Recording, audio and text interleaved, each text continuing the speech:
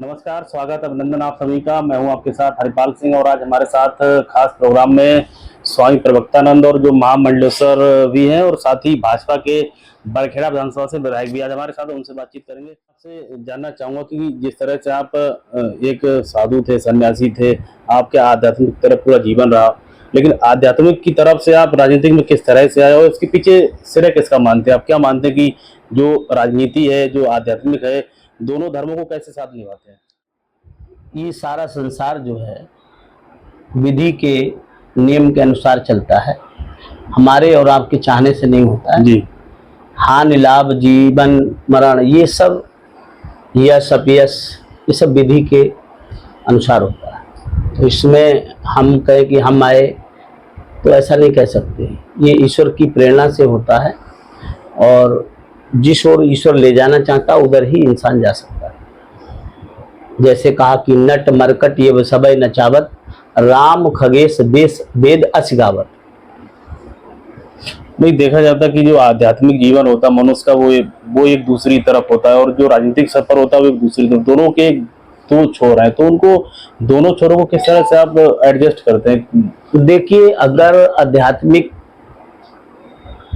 ज्ञान से यदि व्यक्ति जुड़ा हुआ है और राजनीति की ओर जा रहा है तो निश्चित रूप से आध्यात्मिक और सामाजिक दोनों का संयोग बना करके समन्वय करके वो अच्छी दिशा की ओर जा सकता है, समाज के लिए उत्थान की ओर ले जा सकता है जी। अपने देश के लिए, राष्ट्र के लिए, संस्कृति के लिए बड़ा कर सकता है। और यदि राजनीति से अध्यात्म की ओर जाता है तो चूंकि जीन जो होते हैं वो कभी बदलते नहीं है जी। अगर संत से राजनीति की ओर जाएगा व्यक्ति तो उनके जो जीन होते हैं वो साधु के होते हैं, संत के होते हैं, अध्यात्म के होते हैं। तो वो जीवन भर राजनीति में भी संत जैसे ही काम करेगा और देश और समाज के लिए, राष्ट्र के लिए मजबूत करने के लिए काम करेगा। आप वर्तमान कालखंड में देख लें, उत्तर प्रदेश के मुख्यमंत्री पूज्य योगी आदित्यनाथ जी जो पूरी तरह से अध्यात्म में सराबोर हैं। और मैं कह सकता हूं कि जब उन्होंने प्रदेश को हम अपने हाथ में लिया और उत्तर प्रदेश की जनता पूरी तरह से 2017 से पहले त्रस्त थी, गुंडाराज, जंगल राज, भ्रष्टाचार सब कायम थे। और जब पूज्य योगी जी 2017 में मुख्यमंत्री बनते हैं उत्तर प्रदेश के, तब से उन्होंने जीरो टॉलरेंस की नीति बना करके पूरे प्रदेश में जो भय व्याप्त था, जो आक्रांताओं का डर था, बड़े बड़े भूमाफिया थे और जिन्होंने जमीनों पर कब्जा कर रखा था, गरीबों के साथ अत्याचार किए थे। आपने देखा अभी कितने कितने बड़े माफिया जो हैं उनको ठिकाने से लगाने का काम योगी सरकार ने किया है। और मुझे लगता है अगर महाराज जी नहीं होते तो ये भ्रष्टाचार खत्म नहीं होता। स्वामी जी, इस तरह से जीरो टॉलरेंस की आप बात कर रहे हैं, लेकिन जो विपक्ष है, खासतौर समाजवादी पार्टी की बात करें तो जो उनके मुखिया अखिलेश यादव, उनका साफ तौर से कहना होता है कि जो भाजपा सिर्फ जीरो टॉलरेंस की नीति जो है वो एक समुदाय पर अपनाती है, सभी के साथ समानता पूर्वक व्यवहार नहीं होता है, बुलडोजर की कार्रवाई सब पे नहीं आती है, सिर्फ समाज के जो कुछ वर्ग के लोग हैं जो जाति धर्म को देख करके बुलडोजर जो है वो कार्रवाई करता। तो नहीं, कई समुदाय के लोगों पर कार्रवाई हुई है, ऐसा तो नहीं है। जो गलत होगा उसी पर कार्रवाई करती है पार्टी। और कानून का भी राज स्थापित किया। पहले कानून जो है पूरी तरह से देश में लुप्त हो गया था और कानून नाम की कोई व्यवस्था नहीं थी। आज कह सकते हैं कि प्रदेश में कानून व्यवस्था दुरुस्त है और कानून का राज है। अच्छा बताइए, आप कानून की बात कर रहे हैं, जीरो टॉलरेंस की बात कर रहे हैं, भाजपा के तमाम जो दिग्गज विधायक हैं, जो प्रतिनिधि हैं, उनका दर्द कई बार उभर के आता कि जो प्रदेश के जो अधिकारी हैं, पुलिस के लोग हैं, वो उनकी नहीं सुनते और उनके जो जायज काम वो भी नहीं करते। क्या आपका 4 साल का जो अनुभव रहा, तो आप इस बयान से कितना समर्थन करते हैं? अब उन लोगों ने अपने मापदंड से जो विषय बोला है, उनका क्या नजरिया है, वो किस परिस्थिति में है, ये मैं नहीं कह सकता। लेकिन मुझे अब तक लगभग 4 साल पूर्ण होने को जा रहे हैं। इन 4 सालों में अभी तक कोई भी ऐसा अधिकारी नहीं आया हमने जिसको काम दिया हो और उन्होंने ना किया हो। हमने कभी भी नाजायज काम के लिए दबाव नहीं बनाया। जो भी जायज काम था वो उन्होंने किया। अभी तक कोई पीलीभीत में ऐसा अधिकारी नहीं है कि जिसने हमारा काम ना किया हो। अच्छा स्वामी जी, अगर संभल की बात की जाए तो संभल बहुत हाई प्रोफाइल मामला रहा। जिस तरह से वहाँ सर्वे रिपोर्ट सौंपी थी, जो तमाम अधिकारी थे सरकार को सौंपी, तो उसमें साफ तौर पर देखा गया कि जो हिंदू कम्युनिटी का जो अनुपात था वो काफी घटा है। तो क्या इस विषय पर सरकार को, जो तमाम अधिकारी, उनको चिंता करने की जरूरत है? देखिए, अगर चिंता नहीं हो रही है तो आपने देखा माननीय मुख्यमंत्री जी कई बार स्वयं वहां गए हैं और उन्होंने वहां पर जमीनी हकीकत जानी है और उस पर कार्रवाई भी हुई है और लगातार सरकार उस पर काम कर रही है और रिजल्ट आया भी है और भविष्य में भी और अच्छा रिजल्ट आने वाला है।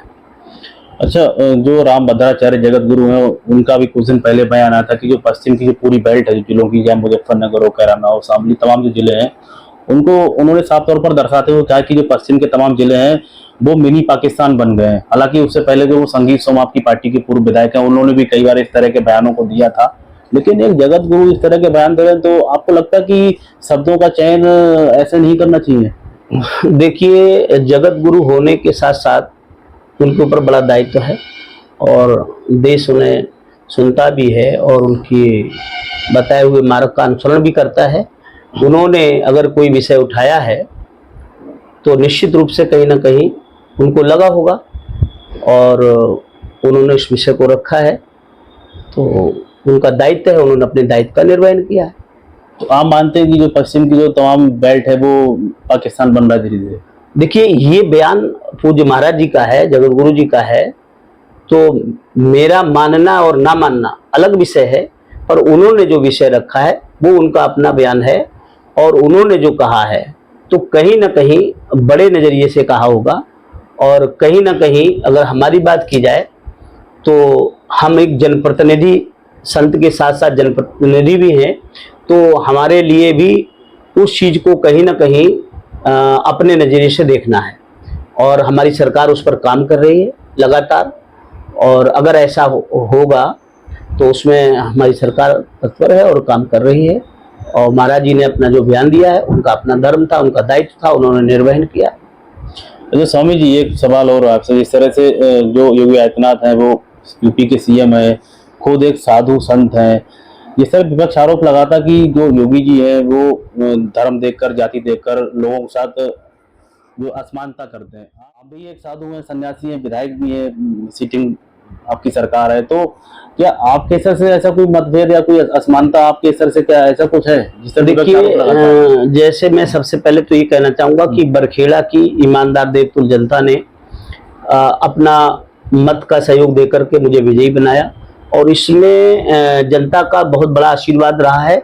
साथ साथ में पूज्य योगी जी महाराज जी का भी मेरे लिए बहुत बड़ा आशीर्वाद मिला है और कहीं ना कहीं पूज्य महाराज जी की बराबरी मुझे नहीं लगता कि इस समय कोई भी करे और करना भी नहीं चाहिए, क्योंकि उन्होंने जिस तरह से उत्तर प्रदेश को विकसित प्रदेश बनाने के लिए कमर कसी है और निरंतर आप जानते हैं कि किस तरह से उत्तर प्रदेश पूरी तरह से आग की भट्टी में जल रहा था।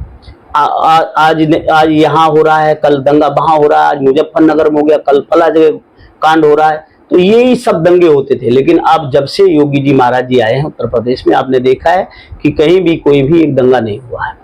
तो कहीं ना कहीं मुख्यमंत्री जी वास्तव में वो एक संत हैं, संत की मर्यादा को भी निभा रहे हैं और राजधर्म को भी उन्होंने अपनाया, तो राजधर्म का भी पालन पूरी तरह से कर। अच्छा बताइए, आपका जो आश्रम है, क्या आपके आश्रम में किसी भी धर्म का, किसी भी जाति के व्यक्ति के द्वार खुले रहते हैं हमेशा? देखिए, संत का तो धर्म होना ही चाहिए जी, और संत के साथ साथ जनप्रतिनिधि का भी ये धर्म है। जनप्रतिनिधि और संत दोनों समाज के लिए एक अहम भूमिका में आ जाते हैं।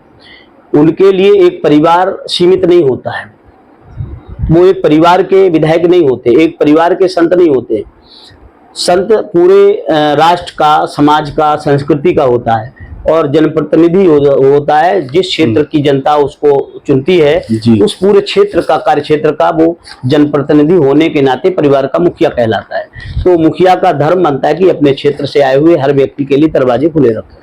तो आपके हिसाब से कोई भेदभाव नहीं होता किसी भी जाति का? देखिए, माननीय मुख्यमंत्री जी के ऊपर अगर कोई भेदभाव की बात करे, मैं इसे नहीं मानता हूँ और मैं ये बात कहता हूँ पुरजोर कि मुख्यमंत्री जी ने जो 10 वर्षों में अब तक किया है अपने उत्तर प्रदेश के लिए, अभी इतना आज तक किसी ने नहीं किया।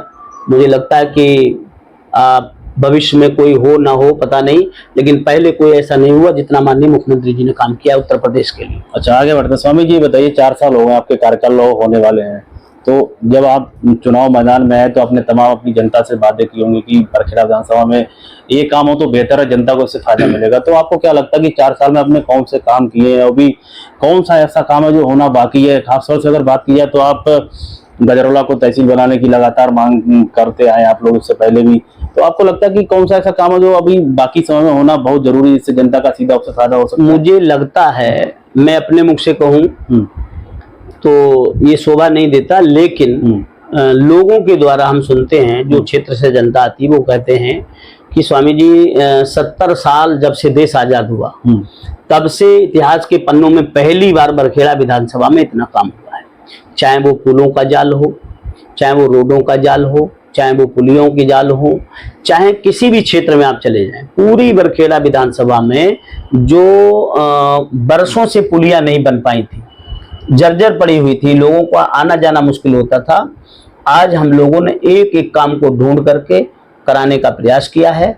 हाँ, ये ठीक है कि 4 साल में हम 500 गांव समथिंग हैं पूरी विधानसभा बरखेड़ा में, तो बहुत सारी चीजें जो हमने कर ली हैं, 2-4 एक जो जगह है बची शेष, उसको भी हम आगे पूरा करेंगे। अच्छा, 4 साल के स्वामी जी ऐसा कोई काम बताइए बड़ा जो आपने कराया, आपको लगता है कि सबसे बड़ा 4 साल में जो हमने कराया काम है, ऐसे 2-3 नाम बताइए आप। देखिए, बरखेड़ा विधानसभा का जो भूभाग है, भौगोलिक जो क्षेत्र है, उसमें ना तो कोई तहसील है, तो तहसील ना होने के कारण हम बहुत बड़ा प्रोजेक्ट तो नहीं ला पाए, और मेडिकल कॉलेज हमारे क्षेत्र में बना है, उसके लिए मैं माननीय प्रधानमंत्री जी और मुख्यमंत्री जी के लिए बधाई देता हूँ। एक बहुत बड़ा पुल है जो कि उदयकरण की पुलिया से पहले जो बनता है, आए दिन पूरनपुर से जाम लगी रहती थी। हमारे क्षेत्र में सबसे बड़ा प्रोजेक्ट वो वहां पहुंचा है, और उससे लखनऊ जाने वाले यात्रियों को जो असुविधा होती थी उससे छुटकारा मिलेगा। उसके अलावा भी कई बड़े बड़े हमारे अब खरगापुर पिपरिया मंडन वाला जो पुल है, बड़ा पुल माला वाला, एक फ्लाईओवर के रूप में वो भी बना है और बहुत अच्छा बना है। मैं उसके लिए भी माननीय मुख्यमंत्री जी के लिए बधाई देता हूँ। एक आग्रह पर उन्होंने उसको प्रस्ताव को पास कर दिया था। तो जो आने वाला समय आपका जो बचा है, 1 साल के आसपास लोग, इन 1 सालों में आपके जहन में ऐसे कौन से काम है कि स्वास्थ्य क्षेत्र? देखिए, हमारे बरखेड़ा क्षेत्र जो है जंगल से सटा हुआ है जी, और वहां पर आए दिन टाइगर को लेके हमारे क्षेत्र के लोगों के साथ घटनाएं घटती हैं। मैंने अभी भी माननीय मुख्यमंत्री जी से आग्रह किया और बनने के बाद भी किया था, तो टाइगर रिजर्व के जंगल क्षेत्र में अधिकतर लोगों की मांग थी कि तार फेंसिंग हो जाए। माननीय मुख्यमंत्री जी ने 25 किलोमीटर की तार फेंसिंग हम लोगों को आवेदन पर दी थी और प्रशासन ने उसको करवाया, और अभी जो शेष बची है उसके लिए भी मैंने माननीय मुख्यमंत्री जी से प्रस्ताव रखा है। उन्होंने आश्वासन दिया कि हम जल्द से जल्द उसे भी पूरा कराएंगे। तो मान लिया जाए कि आने वाले वक्त में जो टाइगर और इंसानों के बीच जो खूनी संघर्ष था उसको विराम लगेगा? देखिए, ये सच है, जब किसी के परिवार का कोई सदस्य जाता है तो उसको कितना बड़ा दुख होता होगा। किसी का भाई जाता है, किसी का पति जाता है, किसी का पुत्र जाता है, किसी का पिता जाता है, और जीवन में ये रिश्ते जीवन में बार बार नहीं मिलते हैं। तो निश्चित है, और हम उस क्षेत्र के जनप्रतिनिधि हैं, तो हमारे परिवार में कोई घटना घटती है, विधानसभा हमारा परिवार है, किसी भी के परिवार में अगर ये घटना घटती तो हमें भी कष्ट होता है, हमें भी बहुत पीड़ा होती है। इसलिए हम भी चाहते हैं कि ऐसी कोई घटना ना घटे। और कई चीजें हैं जिनको लेकर के माननीय मुख्यमंत्री जी से हमने तहसील, आप कह रहे हैं कि गजरौला, मैंने ये प्रस्ताव रखा था, माननीय मुख्यमंत्री जी ने इसकी जांच करवाई थी। मैंने कृषि महाविद्यालय के लिए भी कहा था, उन्होंने दोनों जांचें करवाई। कृषि महाविद्यालय हमारे यहाँ पर बना हुआ है एक विद्यालय जो एग्रीकल्चर से है, एमई में, तो सर्वे में ये गया, तो इसलिए वो हमारा नहीं बन पाया। तहसील में वहाँ जितना मानक गाँव का होना चाहिए, जितने गांव होने चाहिए तहसील में, वो वहां पर मानक पूरा नहीं हो पाया। इसलिए मैंने अभी एक विकास खंड बनाने के लिए भी प्रस्ताव दिया था कि गजरौला क्षेत्र को नगर पंचायत और वहां पर एक ब्लॉक बना दिया जाए। तो उसके लिए भी अभी बात चल रही है, जांच के बाद पता चलेगा कि क्या हो सकता है। तो इसमें सफलता मिलने के आसार है, आप जो कह रहे हैं? हाँ, सफल। और एक महाविद्यालय के लिए महाराज जी से आग्रह किया है, तो महाविद्यालय के लिए भी उन्होंने सर्वे के लिए, जाँच के लिए भेज दिया पत्र। उन्होंने कहा कि मैं इसकी जाँच कराता हूँ, अगर ये आ जाएगा आंकड़े में तो हम इसको करेंगे। अच्छा स्वामी जी, किसानों की बात कर लेते हैं हम लोग। जिस तरह से उत्तर प्रदेश सरकार का मेन फेस प्रोजेक्ट है कि जो किसान है उनकी आय में वृद्धि हो, उनके उत्पादन में वृद्धि हो, जिससे विकसित देश में किसानों का अहम रोल होता है। तो आपसे जानना चाहते हैं कि आप लोग जब सरकार में आए थे, तमाम सरकार का भी कहीं ना कहीं ये प्रयास रहा कि जो गन्ना किसान है उनका समय से भुगतान हो, जिससे तमाम जो चीजें उनकी व्यवस्थाएं जो सुचारू रूप से चल सकें। सबसे बड़ी बात है कि आपके विधानसभा क्षेत्र में बजाज शुगर फैक्ट्री है, तो वहाँ जो गन्ना किसानों का भुगतान था इससे पूर्व में कई सालों का पेंडिंग रहता था, लेकिन आप वर्तमान में वहाँ के सदस्य हैं, विधायक हैं वहाँ से, तो आपको क्या लगता है कि जो वर्तमान स्थिति में जो पेमेंट है गन्ने का वो किस स्थिति में है, और आप की क्या वार्तालाप हुई सरकार में? देखिए, किसान अन्नदाता है और जय जवान जय किसान का नारा भी लगता है। किसान जब हमारे देश का अन्नदाता परेशान होगा तो व्यापार भी डगमगाएगा। तो मुख्यमंत्री जी ने किसानों की चिंता की है। पहले यही बजाज चीनी मिल बरखेड़ा कई कई साल का बकाया शेष रखती थी। जी। आज हमारे महाराज जी की देन है कि अब कोई भी बकाया शेष नहीं रहा। 2 महीने का शेष बकाया बचा है और वो भी जल्द ही देने का काम करेंगे। तो स्वामी जी, ये बताइए, आपके यहाँ खुद जिले के गन्ना राज्य मंत्री संजय सिंह गंगवार हैं। 2 महीने का गन्ना का भुगतान जो किसानों का बकाया है, हम लोगों ने देखा कि तमाम जो चुनाव थे उसमें भी आपकी सरकार के जो दिग्गज नेता आए थे, चाहे अमित शाह की बात की जाए, चाहे वो आपके मुख्यमंत्री योगी जी की बात की जाए, उन्होंने कहा था कि जो मझौला चीनी मिल है उसको हम लोग दोबारा सुचारू रूप से चालू कराएंगे। लेकिन किसानों की बड़ी मांग थी उस पर, लेकिन उस तरह से उसका रिजल्ट जो था वो पब्लिक के सामने नहीं आया। तो आपको लगता है कि उसको चालू कराना, संचालित कराना जरूरी, आवश्यक था लोगों की भावनाओं के हिसाब से? ये विषय अभी मंत्री जी, उप मुख्यमंत्री जी केशव जी आए थे। जी। तो उनके सामने ये विषय आया, तो उसमें टेक्निकल चीजें जो आई सामने, तो उसमें उत्तराखंड के कई सारे गांव थे जुड़े हुए। जी। और लगभग 70-60 के आसपास अपनी विधानसभा के गांव थे। जी। तो उसमें जो उत्तराखंड के गांव थे उन लोगों ने मना कर दिया कि हम अपना गन्ना नहीं देंगे।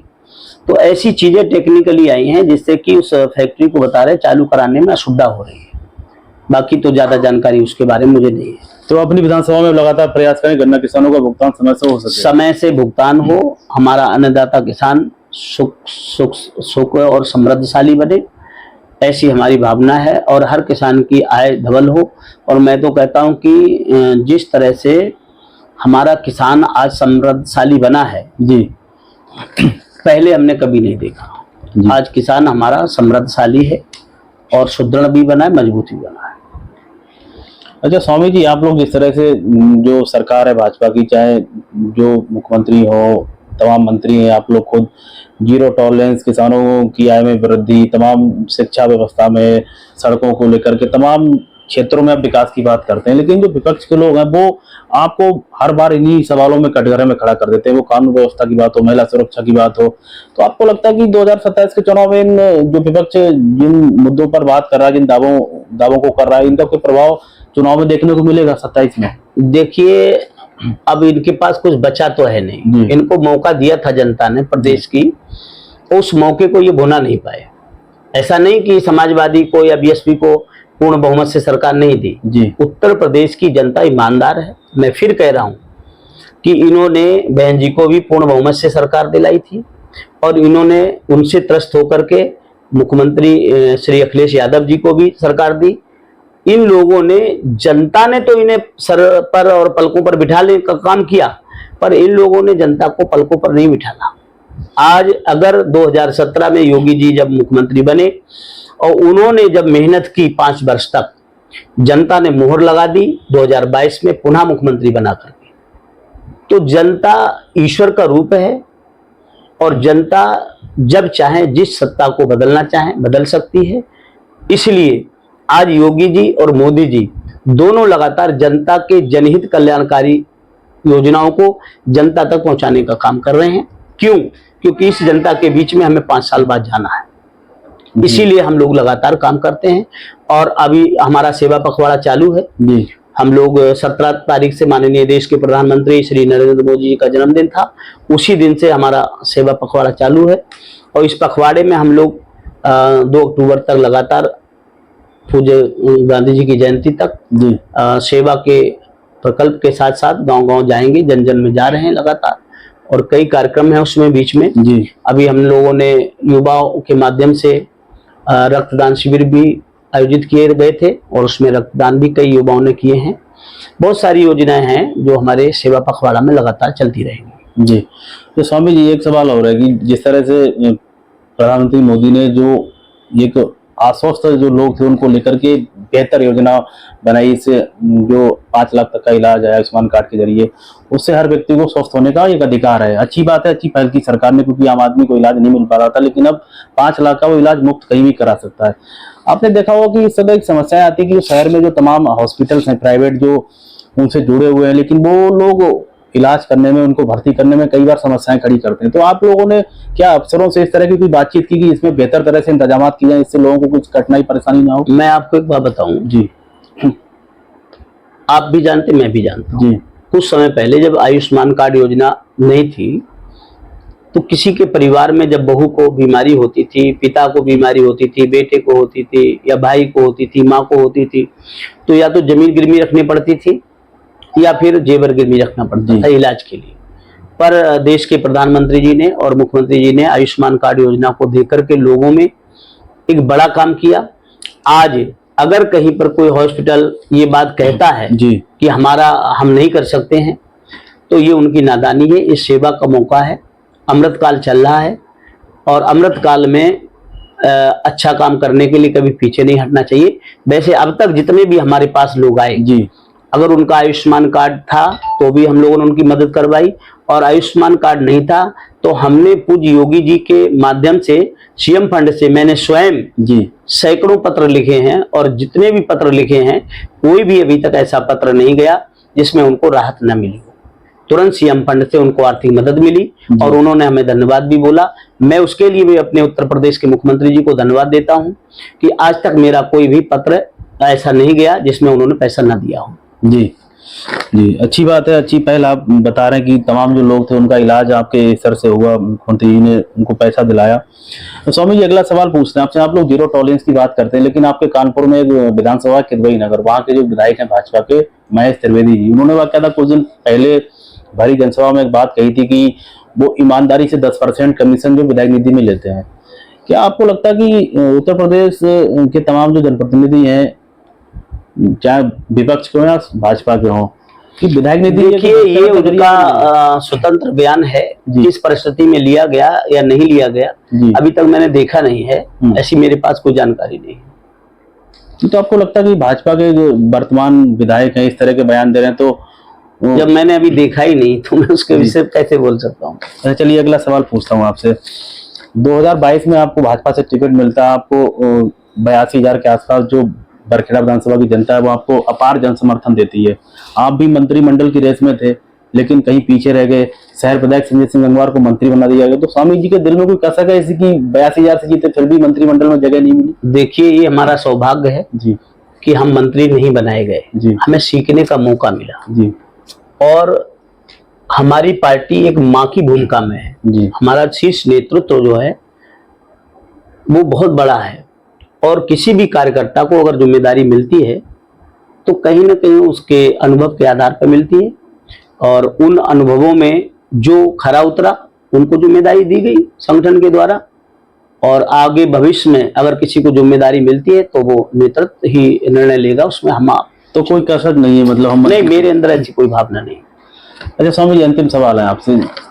आप भाजपा के काफी नजदीक रहे, जो जिन लोगों ने काफी भाजपा में अपनी सेवाएं दी, चाहे बड़े पद पे रहे, उनके आप काफी करीबी रहे। आपने मेनका गांधी का भी कार्यकाल देखा, वरुण गांधी का भी कार्यकाल देखा, वर्तमान में किशन प्रसाद जी उनका भी कार्यकाल देख रहे हैं। तो पीलीभीत में इन तीनों लोगों में से अगर बात की तो विकास से बेहतर काम किसने किया आपके हिसाब से? कौन है इनमें बेहतर? देखिए हमारी भारतीय जनता पार्टी जब जब रही जी पीलीभीत में, जी, भारतीय जनता पार्टी के कार्यकाल में हमेशा अच्छे काम हुए जी, आज भी अच्छा हो रहा है और भविष्य में भी भाजपा की सरकार रहेगी, अच्छे ही होंगे। तीनों लोगों ने अच्छा काम किया है। मैंने कहा ना कि भाजपा की सरकार जब जब थी तो अच्छा काम हुआ और भविष्य में भी अच्छा होगा। जी, चलिए स्वामी जी, अब राजनीति से हटके धार्मिक कुछ साधु संतों को लेकर के बातचीत करते हैं। आपने देखा होगा अभी कुछ दिन पहले आप जो अनिरुद्धाचार्य महाराज है उनसे आपकी मुलाकात हुई है, तमाम तस्वीरें आपकी वायरल हुई सोशल मीडिया पे। अनिरुद्धाचार्य को लेकर के समाज में बहुत विरोधाभास पैदा हुआ था। कुछ दिन जो उन्होंने बयान दिए थे उसको लेकर के कई जगह उनके खिलाफ थानों में एप्लीकेशन गई, लोगों ने विरोध किया, तमाम जगह प्रदर्शन हुए। आपको लगता है कि एक साधु संत को शब्दों का चयन इस तरह से नहीं करना चाहिए?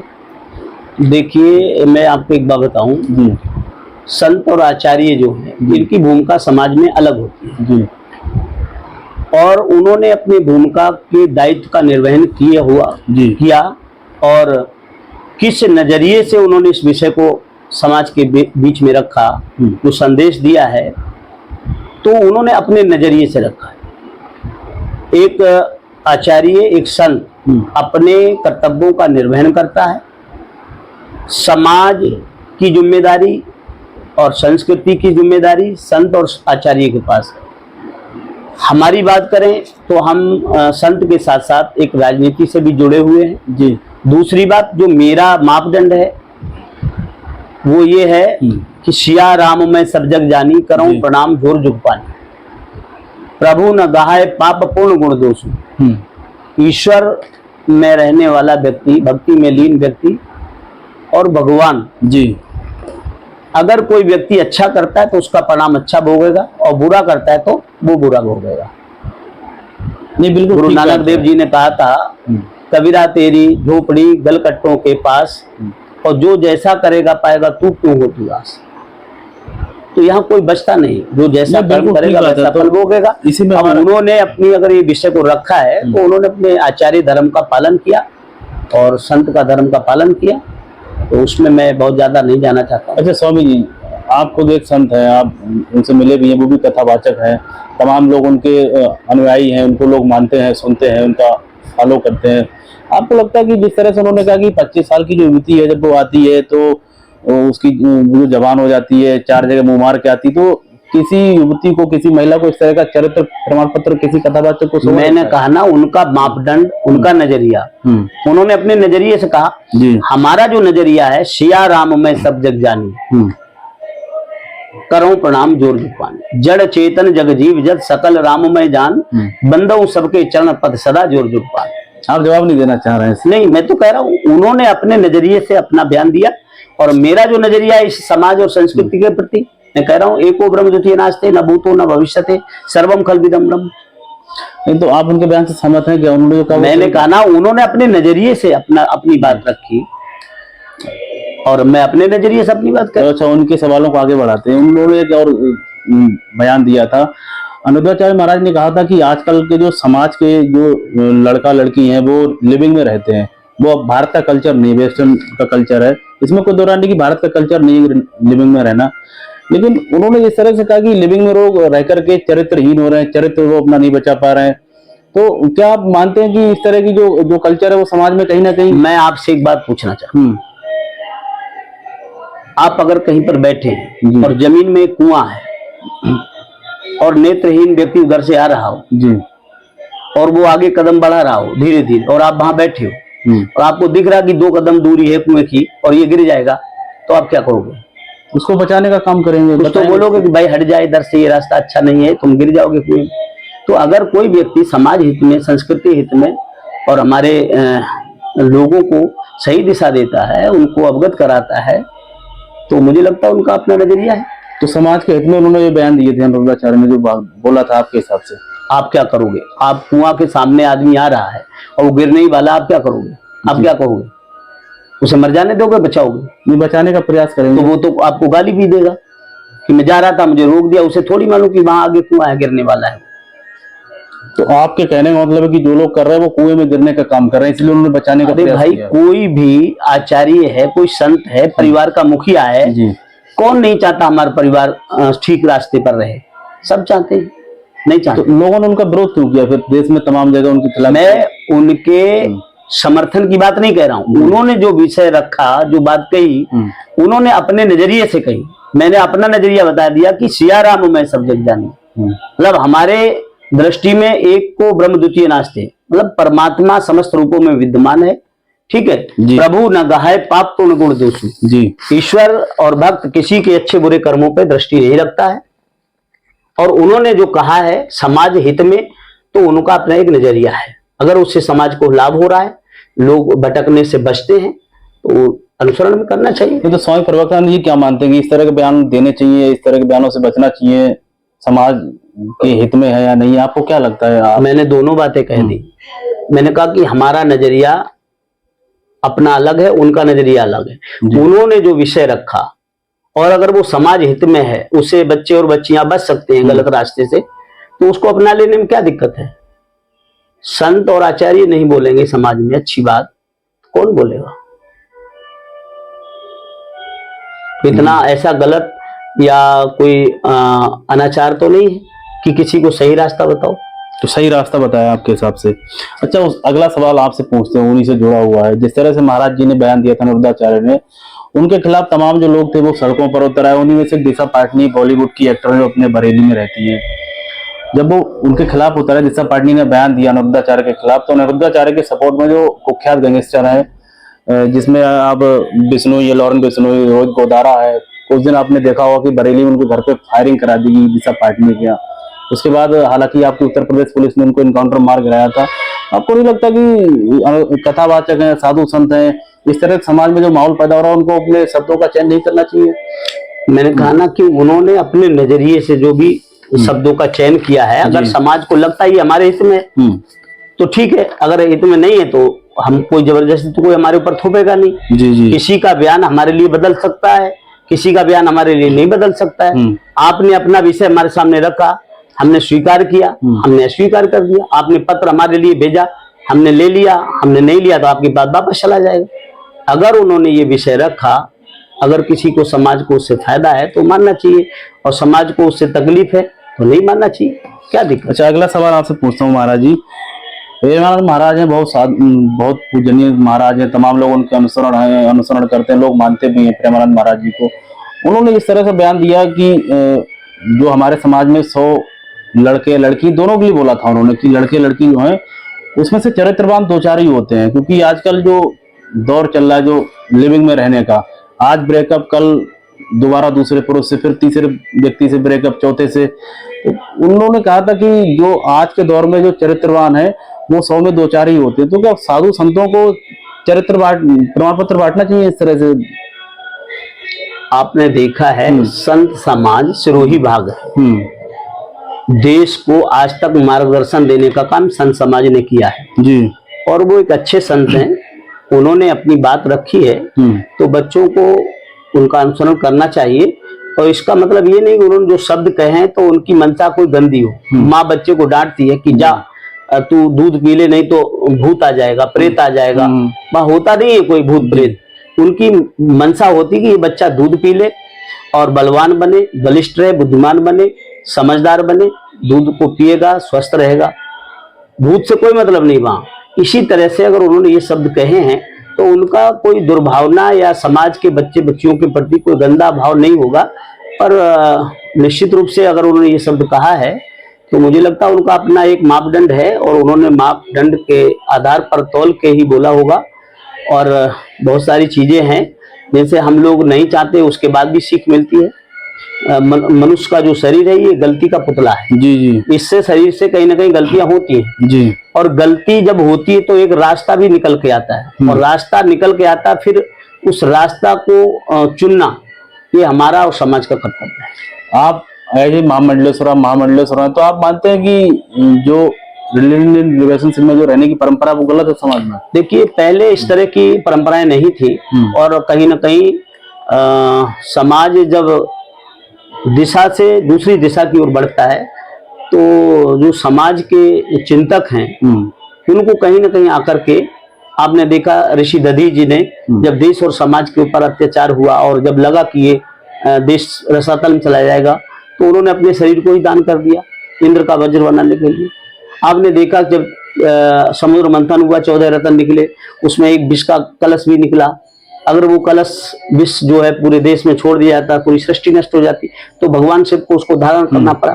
तो कहीं ना कहीं देश को बचाने के लिए, समाज को, संस्कृति बचाने के लिए लोगों को जहर पीना पड़ता है। जी जी। एक बयान की बात महाराज जी और करेंगे आपसे। प्रेमानंद महाराज जी ने इस तरह से कहा था कि तमाम जो लड़के हैं लड़की हैं जिसको 4 जगह का खाना खाने की आदत पड़ जाएगी वो अपने घर में उसको खाना स्वादिष्ट नहीं लगेगा। उन्होंने ये भी कहा उसके आगे कि जिस महिला को 4 पुरुषों के साथ रहने की आदत पड़ेगी या जिस व्यक्ति को 4 महिलाओं के साथ रहने की आदत पड़ेगी वो एक महिला या एक पुरुष को स्वीकार नहीं कर सकता है। तो इस तरह की परंपरा आपको लगता है कि समाज में इसको कैसे रोका जा सकता है? कोई भी अध्यापक हमारे लिए विद्यालय में जब हम पढ़ते हैं, शिक्षार्थी जाते हैं, जी। तो अध्यापक हमें बहुत सारे विषयों का बोध कराता है। बहुत सारे विषयों को हम लोग आत्म मंथन करके आत्मसात कर लेते हैं। बहुत सारे विषय जो हमारे से छूट जाते हैं, तो उन्होंने गुरु की भूमिका में अगर ये विषय रखा है तो हमारे लिए अगर हितार्थ है तो हम उसको अनुसरण करेंगे। जो चीज हमारे समझ से परे है वो हमारे से निकल जाएगी। अच्छा, अंतिम सवाल है आपसे, आप महामंडलेश्वर के तौर पर क्या मानते हैं कि जो आजकल जो युवा पीढ़ी है, चाहे लड़कों की बात करें लड़कियों की बात करें, क्या उनका जो चरित्र पवित्र नहीं है? देखिए, हर एक नौजवान, युवती हो या युवक हो, सभी अपना अच्छा जीवन जीना चाहते हैं। कोई भी अपने चरित्र को बर्बाद नहीं करना चाहता है। बहुत सारी जीवन में उनके ऐसी परिस्थितियां आती हैं जिनके कारण उन लोगों को अलग थलग कर देने का काम होता है। तो मुझे लगता है अपना भविष्य स्वयं कोई अंधेरे में नहीं ले जाता है, और मैं अपने देश के और सभी नौजवानों के लिए इतना ही कहना चाहूंगा कि अच्छे मार्ग पर चलना चाहिए और अपने को संभाल के रखें। अपना जीवन सेफ है तो दुनिया में जान है तो जहान है। तो हमारे साथ बरखेड़ा से विधायक स्वामी प्रवक्तानंद जी जो महामंडलेश्वर भी हैं, तमाम चाहे राजनीति की बात करें, धार्मिक की बात करें, जो साधु संत कथावाचक, उन पर जो सवाल थे उनके बेबाकी से जवाब दिए।